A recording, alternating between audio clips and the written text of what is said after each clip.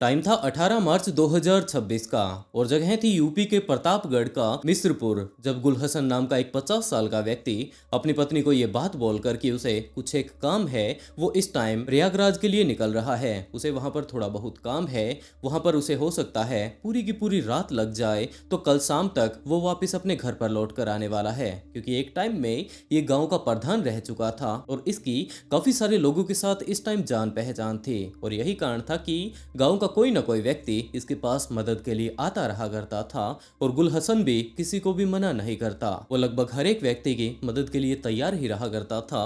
उनके साथ जाकर जिस भी तरीके से उन्हें मदद की जरूरत होती उनकी वो मदद करने लग जाता और इसी तरीके से ये सिलसिला लगातार पिछले काफी दिनों से चलता आ रहा था। और इसके ऐसे ही कामों के चलते गांव के काफी सारे लोग ऐसे मौजूद थे जिनका कि ये कहना था कि भाई एक बार ही हम लोगों ने इसे प्रधान बनाया था, इसने किसी भी व्यक्ति की मदद करने से मना नहीं किया। बीच में हम लोगों ने भले ही प्रधान बदल लिया हो, लेकिन अब की बार अगले इलेक्शन में दोबारा से हम लोग इसे प्रधान बनाने वाले हैं। इसी तरीके की गांव के लोग कुछ एक बातें किया करते थे और 18 मार्च की शाम को गुलहसन अपनी पत्नी को यही बात बोलकर कि वो किसी की मदद के लिए इस टाइम वहां पर जा रहा है, वो घर से निकल पड़ता है। लेकिन उसके बाद 19 तारीख का टाइम आ चुका था, 19 तारीख की शाम का टाइम होने को आ चुका था, लेकिन अभी तक गुलहसन के बारे में किसी को कोई अंदाजा नहीं कि वो गया तो गया कहां पर। इस टाइम उसकी पत्नी उसे लेकर थोड़ा चिंता कर रही थी, जिसके चलते उसने अपने पति के पास कॉल किया। लेकिन अब तो गुलहसन का मोबाइल बंद आ रहा था, तो उसने लगभग अगले 2-3 घंटों तक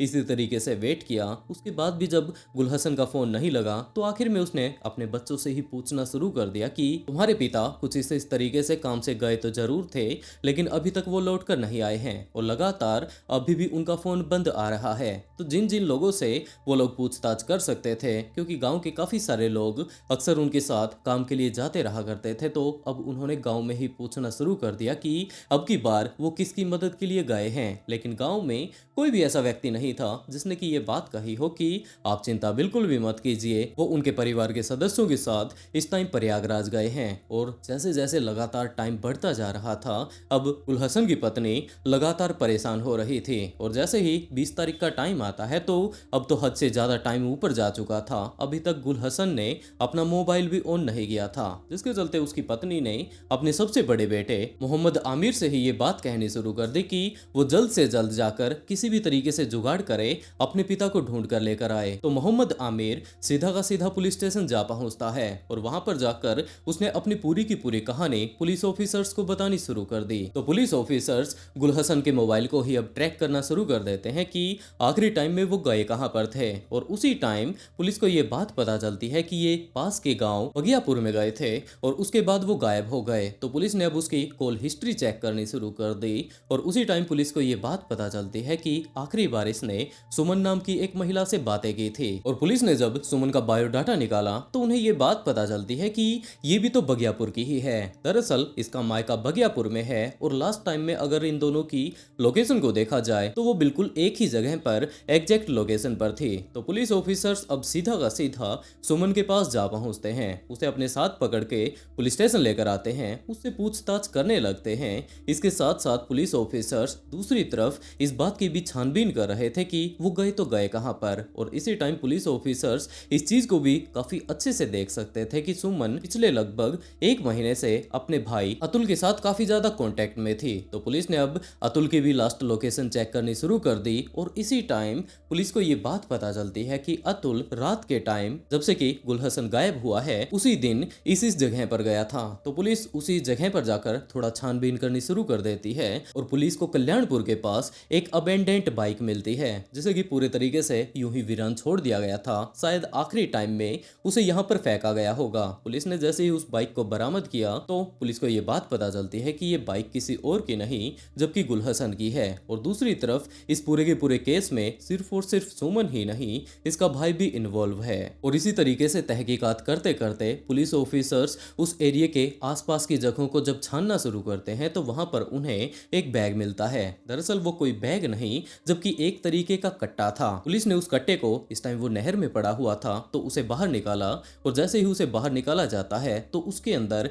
एक बोरा मौजूद था। बोरे को भी पूरे तरीके से काट दिया गया और उसके अंदर एक इंसानी बॉडी मौजूद थी। पुलिस ऑफिसर्स को इस टाइम गुलहसन की बॉडी मिल चुकी भी थी क्योंकि ये कट्टे में निकलने वाला व्यक्ति कोई और नहीं जबकि गुलहसन था। इसे शायद आखिरी टाइम में यहाँ पर अतुल के द्वारा लाकर ठिकाने लगाया गया होगा और ये सारी ही बातें जब जाकर सुमन को बताई जाती है तो जब उसके ऊपर थोड़ा दबाव बनाया जाता है तो आखिर में सुमन टूट जाती है और उसके बाद उसने एक काफी ज्यादा खौफनाक कहानी पुलिस ऑफिसर्स के सामने रखी। उसने ये बात बताई कि जनाब गुलहसन उसके गांव का एक काफी ज्यादा फेमस बंदा था। पहले वो प्रधान बन चुका था। अभी भी काफी सारे लोग इसके गांव में ऐसे मौजूद हैं जिनका कि ये कहना है कि ये बंदा किसी की भी मदद करने से बिल्कुल भी नहीं कतराता। हम लोग दोबारा से इसे ही प्रधान बनाने वाले हैं। मुझे इस चीज से कोई दिक्कत नहीं थी, लेकिन ये सारी की सारी दिक्कत लगभग 2 साल पहले शुरू हुई थी। दरअसल सुमन के पति ज्यादातर घर से बाहर ही रहते हैं। उनका काम धंधा कहीं और चलता है, जिसके चलते बीच बीच में 2-3 महीनों में या फिर कभी कभार तो 6 महीने इन बातों को बीत जाते हैं। वो बीच बीच में सुमन से मिलने के लिए आते रहते हैं, लेकिन दूसरी तरफ सुमन को अपने पति की काफी ज्यादा याद आया करती थी और इसी टाइम उसकी मुलाकात गुलहसन से हो जाती है। और गुलहसन भी कोई नॉर्मल बंदा नहीं था, जबकि इसका काफी सारी और भी महिलाओं के साथ इस टाइम अफेयर चल रहा है। और तो और आप लोग इसी बात से इसका अंदाजा लगा लीजिए कि इस टाइम इसने 2 शादियां कर रखी है और दोनों ही पत्नियों से इसके लगभग 18 बच्चे हैं। 9 बच्चे एक पत्नी से हैं, 9 बच्चे एक पत्नी से हैं। ये अभी भी रुकने वाला नहीं था, जबकि अभी भी इसके बाहर काफी सारे अफेयर चलते हैं। ये लगभग 1.5 साल तक इसी तरीके से इसके साथ अफेयर में रहती है, लेकिन जैसे जैसे टाइम बीतने लगा तो सुमन को ये बात लगने लगी कि इस टाइम उसका पति घर से बाहर जाकर उसके लिए पैसा कमाता है, लेकिन उसके पीछे से उसकी पत्नी कुछ ऐसा कर रही है जिसके चलते उसे ये सारे के सारे कांड रच लेने के बाद बिल्कुल भी अच्छा महसूस नहीं हो रहा था। और अब उसने ये बात सोच ली थी कि वो तो एक तरीके से अपने पति को धोखा दे रही है, ये बिल्कुल गलत है। अब वो बिल्कुल सुधर कर रहेगी, जिसके चलते उसने जाकर गुलहसन को इसी बारे में कहना शुरू कर दिया। लेकिन गुलहसन बिल्कुल उसका आदी हो चुका था। उसका तो ये कहना था कि ये इसके बिना रह ही नहीं सकता। आखिरकार तुम्हें किस चीज की जरूरत है, तुम बस ये बात कहो कि तुम्हें ये चीज चाहिए, मैं वही तुम्हारे लिए उपलब्ध करवा दूंगा। लेकिन सुमन तो इस बात को लेकर इस टाइम काफी ज्यादा सीरियस हो चुकी थी कि वो लगातार पिछले काफी दिनों से अपने पति को धोखा दे रही है और ये काफी ज्यादा गलत है, तो इसे अब इससे अलग हो जाना चाहिए। लेकिन दूसरी तरफ गुलहसन इस बात से साफ इनकार कर देता है कि वो उससे दूर नहीं होने वाला। वो बार बार इसी तरीके से उससे मिलता रहेगा। उसे उसकी लत पड़ चुकी है, वो उससे दूर हो ही नहीं सकता। लेकिन जैसे ही ये बात सुमन को लगने लगी कि ये बंदा अब मानने वाला नहीं है, तो आखिर में उसने अपने भाई अतुल को इन सारी ही चीजों के बारे में बताया। और अतुल को जैसे ही पता चलता है तो उसे सबसे पहले तो सुमन के ऊपर गुस्सा आता है और उसके बाद उसने अपने एक और दोस्त अरुण को इस बारे में बताया कि कुछ इस तरीके से हमारी बहन को कुछ एक दिक्कतें हो रही हैं, तो हम लोगों को एक बंदे को ठिकाने लगाना है। अतुल ने इस टाइम सारी की सारी प्लानिंग बना ली थी कि ये बंदा अगर इस टाइम उसकी बहन का पीछा नहीं छोड़ रहा है तो इसे जान से ही मारना होगा, तब जाकर इसकी बहन का घर बच पाएगा। नहीं तो हो सकता है कल को अगर इसके जीजा को इस बारे में पता चल गया तो इसके यहाँ पर आस पड़ोस में हर जगह पर इनकी बदनामी होगी, इसे इसका पति तलाक दे देगा। दूसरी तरफ जब वो हमारे घर पर आएगी तो हमारे पड़ोसी भी ये बात जानकर कि इस महिला का किसी और के साथ अफेयर चला करता था, हमारे यहाँ पर पड़ोस में काफी ज्यादा बेइज्जती होने वाली है। यही सारी की सारी बातें वो अरुण को भी बताता है। अरुण अब इन सारी ही चीजों को काफी अच्छे से समझ चुका था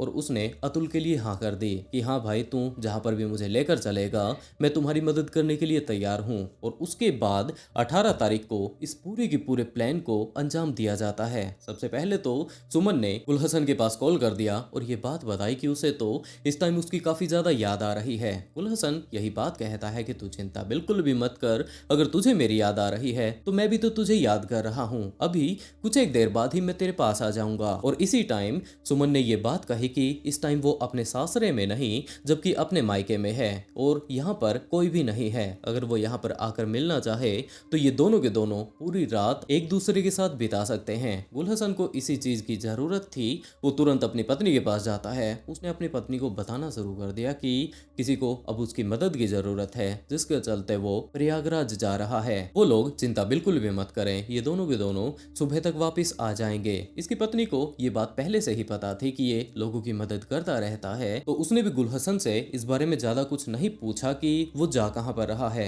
और वो अपनी बाइक उठाकर सीधा का सीधा सुमन के मायके जा पहुंचता होता है। वहां पर जाकर उसने जैसे ही दरवाजा खटखटाया तो इस टाइम सुमन के घर पर सच में ही सुमन के अलावा कोई भी नहीं था। उसे मुश्किल से 5 मिनट इस टाइम सुमन से बात करते हुए होंगे कि अतुल वहां पर आ पहुंचता है। उसके हाथ में इस टाइम रोड थी और वो पहले से ही इस बात को कंफर्म कर चुका था कि हम लोगों को इसकी जान लेनी है, जिसके चलते वो उस रोड से सीधा का सीधा इसके सिर पर हमला कर देता है। एक ही हमले में गुलहसन ढेर हो जाता है और वो वहीं पर गिर जाता है। इस टाइम उसके सिर से काफी ज्यादा खून बहकर एक नाली के थ्रू बाहर जा रहा था, तो वहां पर एक कट्टे का जुगाड़ किया जाता है और जैसे तैसे कर वो इस टाइम उस बोरी में आ नहीं रहा था तो उसे तोड़ मरोड़ कर उसकी हड्डियों तक को तोड़ने की वहां पर कोशिश की गई थी। जबरदस्ती उस थैले में डाला गया था और उसके बाद एक कट्टे में उसे पूरे तरीके से पैक कर दिया जाता है और इस पूरे ही कांड को अंजाम दे लेने के बाद अतुल और अरुण उसे बाइक पर बैठाकर पास की नहर में फेंक आते हैं। उनका ये अंदाजा था कि इस टाइम नहर चल तो रही ही है,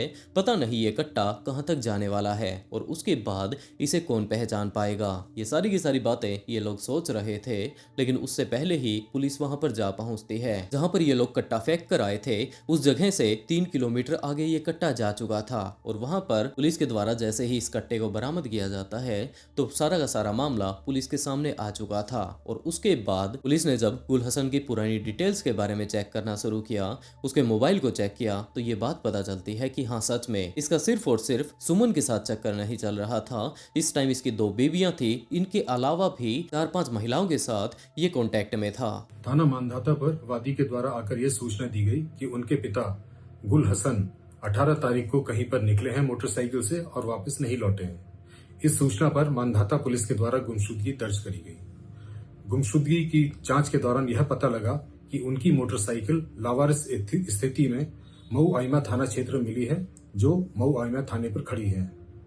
सीसीटीवी फुटेजेस और लोगों से पूछताछ में यह पता लगा कि उनका मिलना जुलना सुमन देवी नाम की महिला के साथ था और अवैध संबंधों के चलते उनकी हत्या सुमन देवी, उनके भाई अतुल गौतम और उसके मित्र अरुण गौतम के द्वारा हत्या कारित कर दी गई है और शव को नहर में फेंक दिया गया है।